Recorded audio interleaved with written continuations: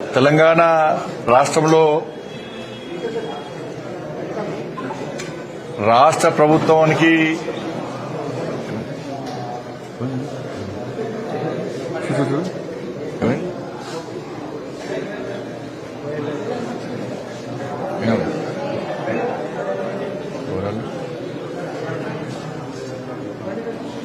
తెలంగాణ రాష్ట్ర ప్రభుత్వానికి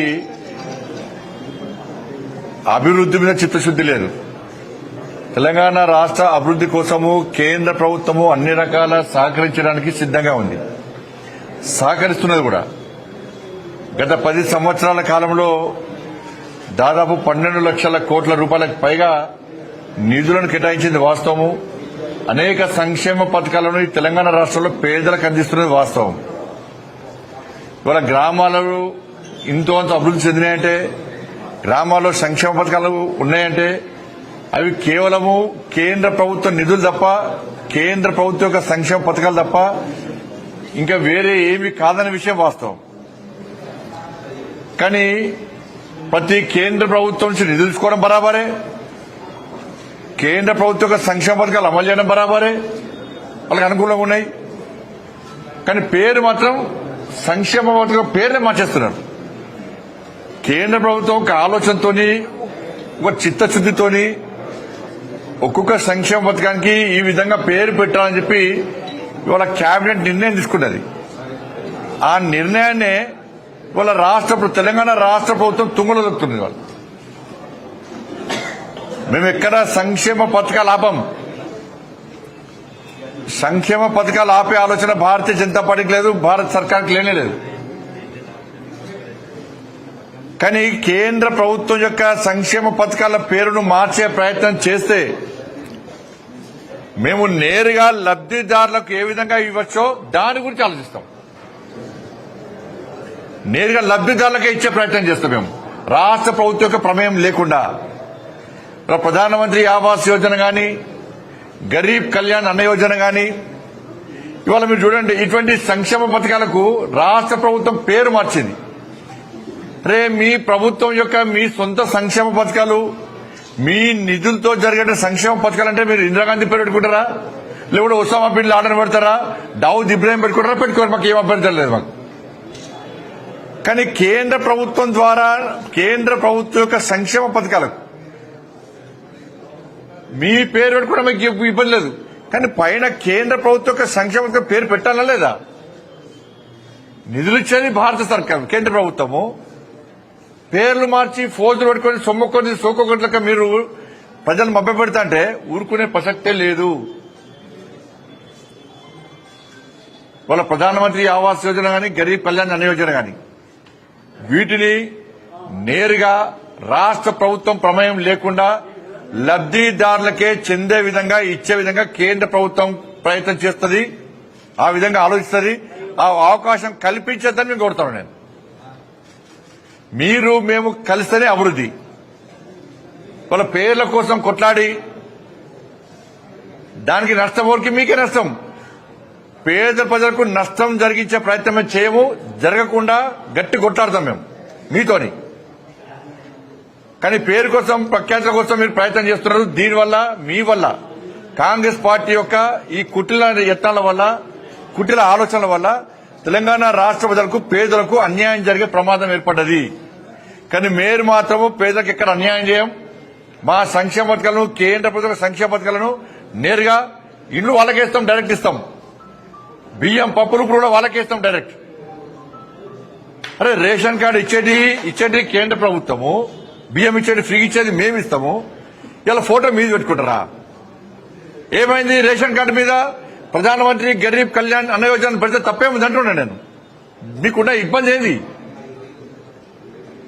ఇవాళ ఇందిరమ్మ ఇల్లు అంటున్నారు, పైన ప్రధానమంత్రి ఆవాస్ యోజన అని పెడితే తప్పైంది, ఇబ్బంది మీకు వచ్చిన ఒప్పైంది. అంత ఇబ్బంది ఏంది మీకు? అంత పట్టిపోయింది మీకు? పేదలకు ఇల్లు ఇవ్వాలని ఆలోచన లేదు మీకు. పేరు కోసం పట్టింపు మీకు. కేంద్ర ప్రభుత్వం పేరు రావద్దు, ప్రధానమంత్రి గారి పేరు రావద్దు, దొబ్బిపోవాలన్నీ. దొబ్బిపోవడే, కానీ పేరు మాత్రం మీకు ఉండాలి, మాకు ఉండద్దు. కాబట్టి మళ్ళీ చెప్తున్నాను, పేద ప్రజల సంక్షేమ పథకాలు ఎక్కడ ఆపే ప్రసక్తి లేదు. పేదలకు ఎక్కడ అన్యాయం జరగనీయము. ఇటువంటి ఇండ్ల విషయంలో గాని, గరీబ్ కళ్యాణ్ అనే విషయంలో గాని నేరుగా రాష్ట్ర ప్రభుత్వం ప్రమేయం లేకుండా లబ్దిదారులకే చెందే విధంగా ఉండే అవకాశాలను చూస్తున్నాం మేము. అటువంటి అవకాశం మాకిస్తే నష్టం మీకే, మీ ప్రభుత్వానికే నష్టము. మిమ్మల్ని ఎవ్వరు కూడా ప్రజలు మీ పథకాన్ని స్వాగతించారు. మీరు ఇచ్చే స్కీమ్ ఇంకా ఆరోగ్య గురించి మాట్లాడమంటే అవి పక్కకు పెట్టి మీరు 26 జనవరి రోజు నేను సంక్షేమ పథకాలు ఇస్తాన్నారు. కొండన్నవి ఎలకలు కూడా పట్టలే మీరు. ఒక్క మండలంలో ఒక్క గ్రామం అట. ఏమన్నా పైలట్ ప్రాజెక్ట్ అది ఏమన్నా? మీరు ఏమన్నారు? ఎలక్షన్ ముందు ఏమన్నారు? 2500 రూపాయలు అందరికీ ఇస్తాన్నారు. ఎంతమందికి ఇచ్చారు? సరే, నిన్న మీరు చెప్పింది రేషన్ కార్డులు లబ్దిదారులు అందరికీ ఇస్తున్నారు అంటే ఒక మండలంలో ఒక గ్రామంలోనే లబ్దిదారులారా, అర్హులున్నారా? ఒక మండలంలో ఒకటే గ్రామంలో రేషన్ కార్డు కావాల్సిన వాళ్ళు ఉన్నారా? ఒకటే గ్రామంలో రైతు భరోసా కావాల్సిన వాళ్ళు ఉన్నారా? ఒకటే గ్రామంలో కౌలు రైతులు ఉన్నారా?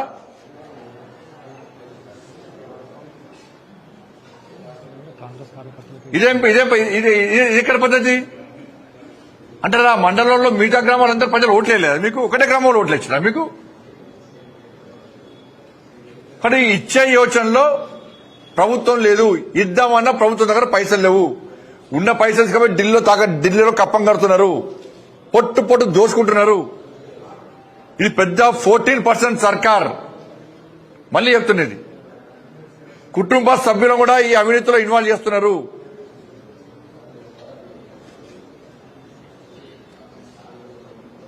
కాబట్టి 26 జనవరి కోసం ప్రజలు ఎదురు చూశారు. అరే, ప్రభుత్వం రేషన్ కార్డు ఇస్తుంది కావచ్చు, రైతు భరోసా పైన రైతులకు 15,000 రూపాయలు ఇస్తుంది కావచ్చు, కౌలు రైతులకు కూడా 12,000 రూపాయలు ఇస్తుంది కావచ్చు, ఇంటింటికి రేషన్ కార్డు ఇస్తారు కావచ్చు అని ప్రజలందరూ ఎదురు చూస్తే మీరు ఒక్క మండలంలో ఒక్క గ్రామంలో మీరు చేస్తామంటే ఇది ఎంత చీటింగ్ ఎప్పుడు ఆలోచించండి. ఇవాళ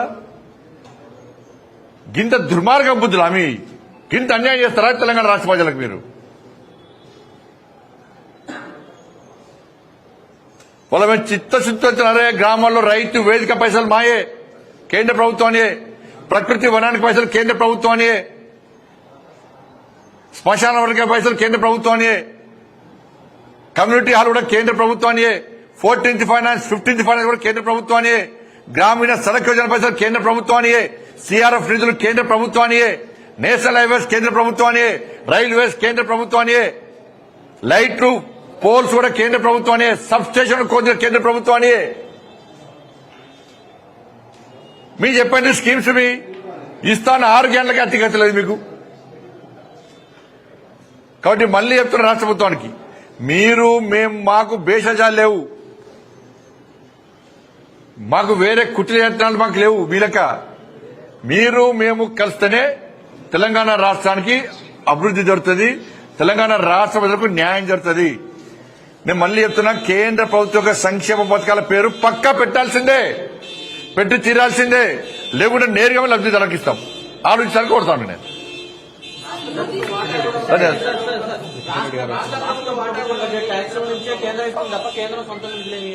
రాష్ట్ర ప్రభుత్వం జేబులోకి ఇస్తుందా? ముఖ్యమంత్రి జేబులోకి ఇస్తుందా? అరే, మరి రాష్ట్ర ప్రభుత్వం ప్రజాస్వామ్యం కాకుండా ఇంకొన్ని సమయిస్తుందా? అరే, పన్నులు ఇక్కడ కూడా కడుతున్నా ప్రజలు, ఎక్కడైనా పన్నులే. కాబట్టి అంటే ముద్దించుకిస్తారా పైసలు?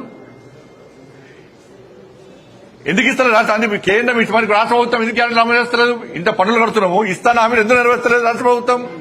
6 గ్యారెంటీలు ఎవరి జాగ్రత్త ఎందుకు ఇస్తలేదు? రాష్ట్ర ప్రభుత్వానికి వేరే దేశం పైసలు వస్తున్నాయి ఏమన్నా? పాకిస్తాన్, బంగ్లాదేశ్ పైసలు వస్తున్నాయా? వాళ్ళు ట్యాక్సీ కడుతురా?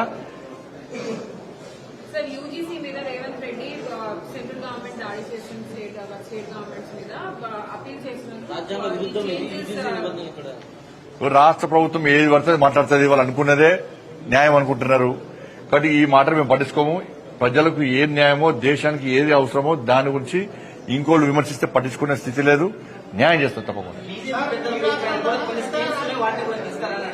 అరే, ఉన్నాయి, అమలు చేయమని చెప్పారు. ఫస్ట్ అటల్ పెన్షన్, ఆసరా పెన్షన్ ఇస్తాను ఎవరు? 4,000 ఇస్తాను ఎవరు? 4,000 రూపాయలు ఇస్తాను ఎవరు? ఆసరా పెన్షన్ ఎంతమందికి ఇచ్చారు? ఎందుకు ఇస్తలేరు? పేర్లు ఎందుకు అందరూ ఏదైనా కూడా కేంద్ర ప్రభుత్వం ఒక ఆలోచనతో క్యాబినెట్ కు నిర్ణయించుకుంటుంది. దాన్ని అమలు చేయాల్సిన బాధ్యత ఎవరిది? రాష్ట్ర ప్రభుత్వాలది. మీ పేరు పెట్టుకుని ఇబ్బంది లేదు, చెప్తే కదా, ఇంకా వదిలిన పేరు పెట్టుకుని ఇబ్బంది లేదు. కానీ దాని కింద కేంద్ర ప్రభుత్వం నిధులు తీసుకున్నప్పుడు కింద పెట్టుకోవడం లేదా? ఇప్పుడు పోయినసారి ప్రధానమంత్రి ఆవాస్ యోజన కింద 2,40,000 ఇళ్లు ఇచ్చినాం మేము. ఇదే కేసీఆర్ ఇదే పేరు కోసం పాగలాడబడి ఒక్క ఇల్లు ఇవ్వలే. చలో లబ్దిదారుల లిస్టు బెనిఫిషియల్ లిస్టు షో చేయమని చెప్పండి, రిలీజ్ చేయమని చెప్పండి రాష్ట్ర ప్రభుత్వాన్ని. కాంగ్రెస్ పార్టీ ప్రభుత్వం ఉంది కదా, కేసీఆర్ గారు ఎంతమందికి ఈ డబుల్ బెడ్రూమ్ పేరుతో మోసం చేసింది కదా. ప్రధానమంత్రి ఆవాస్ యోజన కింద ఇండ్లు ఇవ్వని మేమిస్తే ఒక్కరు కట్టిమంటే డబుల్ బెడ్రూమ్ పోటుగాడు డబుల్ బెడ్రూమ్ కట్టిస్తా ఒక్క రూమ్ సరిపోతుందా, అల్లుడు అంటే కాళ్ళు అత్త కనబడతాయట అని శాస్త్ర పిటకథలు చెప్పిండు. చెప్పేం చేసిండు? 2,40,000 ఇండ్లు ఇస్తే పట్టుమని 10% కూడా ఇండ్లు ఇవ్వాలి. ఎవరికి ఇళ్ళని కూలిపోతున్నాయి అవన్నీ. ఆ ఇళ్లలో ఉండే పరిస్థితి లేదు ఇవాళ. గిదా వీళ్ళు చేసేది రాష్ట్ర ప్రభుత్వం చేసేది గిదా? రాష్ట్ర ప్రభుత్వాలకు చిత్తశుద్ధి ఉండాలి, పేర్ల మీద కాదు. సంక్షేమ పథకాలు కేంద్రం ఇచ్చే నిధుల విషయంలో కానీ కేంద్రం ఇచ్చేటువంటి సంక్షేమ పథకాల మీద అమలు చేయడంలో చిత్తశుద్ధి ఉండాలి, వీటి కోసం కాదు.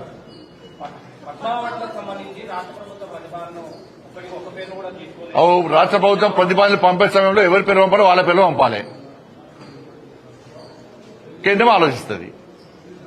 మీరు పంపిన పేర్లను ఇస్తారా? ఇది అన్ని ఆలోచిస్తారు. పంపేటప్పుడు కూడా జాగ్రత్తగా పంపాలి, మంచి వ్యక్తుల పేరు పంపాలి. వీళ్ళు మంచి వ్యక్తులు కాదంటలే, నేను పద్మశ్రీ అవార్డు వచ్చేటువంటి స్థాయి వ్యక్తులను పంపాలి, పంపిస్తారు. ఎట్టిస్తామన్నా ఎట్టిస్తాం, గద్దరికి ఎట్టిస్తాం చెప్పండి అని భావాజాలం ఏంది? ఎంతమంది భారతీయ జనతా పార్టీ కార్యకర్తలను మర్డర్ చేసిన వ్యక్తులు ఆయన ఎట్టిస్తాం మేము? పక్కా అయ్యాం. మా కార్యకర్తలను చంపితే మా కార్యకర్తలను చంపిన కార్యకర్తలను పాటలు పాడిన వ్యక్తి గద్దర్. అనేక మంది పోలీసులను ఎన్కౌంటర్ చేసిన విషయంలో గద్దర్. ఎట్లిస్తాం? మీరు వంతం ఇస్తామేంటి అవార్డ్స్? భయపడే ప్రసక్తి లేదు, వెనుకపోయే ప్రసక్తి లేదు. వందల మంది భారతీయ జనతా పార్టీ కార్యకర్తలు నమ్మిన సిద్ధాంతం కోసం భారత్ మాతా కీ జై అని చెప్పి ఆందోళన చేస్తుంటే నక్సల్స్ భావోద్వేగ గద్దర్ మా కార్యకర్తలు హత్య చేయించిండు. ఎన్ఐఏ వచ్చి ఎంక్వైరీ చేసింది గద్దర్ గారి మీద. అనేక మంది పోలీసులను ఎన్కౌంటర్ పేరుతో మర్డర్ చేసిండు. అటువంటి వ్యక్తిని ఏ విధంగా పంపుతారు ఇవాళ? ఇది ఈ రాష్ట్రము మరి పోయినసారి వచ్చిన ఇప్పుడు కూడా తెలంగాణకు అప్పుడు ఏమన్నారు? మరి అప్పుడు ఈ రాష్ట్రము ఆ రాష్ట్రము, ఈ ప్రాంతము ఆ ప్రాంతం అని చెప్పి ఎటువంటి ఆలోచన ఉండదు. ఈ రాష్ట్రానికి ఇవ్వాలి, ఈ రాష్ట్రానికి ఇద్దని ఎక్కడ ఉండదు. ఇవన్నీ మళ్ళీ తెలంగాణ సెంటిమెంట్ ను మీరు రగిలిసిన తెలంగాణ ప్రజలు అన్ని తెలుసు. ఎవరు తెలంగాణ సెంటిమెంట్ తో లాభపడ్డారు, ఎవరు అమాయకులు బలైపోయారు, ఇవాళ ఎవరు లాభపడ్డారు, ఇలా ఎవరి వల్ల తెలంగాణ రాష్ట్రం అభివృద్ధి చెందుతున్నది, ఎవరు నిజమైన తెలంగాణ కోసం ఇవాళ బిల్లును ప్రవేశపెడితే సపోర్ట్ చేశారు, ఎవరి సపోర్ట్, ఏ పార్టీ సపోర్ట్ వల్ల తెలంగాణ రాష్ట్రం వచ్చింది, అన్ని తెలంగాణ ప్రజలు తెలిసి బట్టే ఇవాళ నరేంద్ర మోడీ గారి ప్రభుత్వానికి భారతీయ జనతా పార్టీకి తెలంగాణ ప్రజలు మద్దతిస్తారు. ధన్యవాదాలు.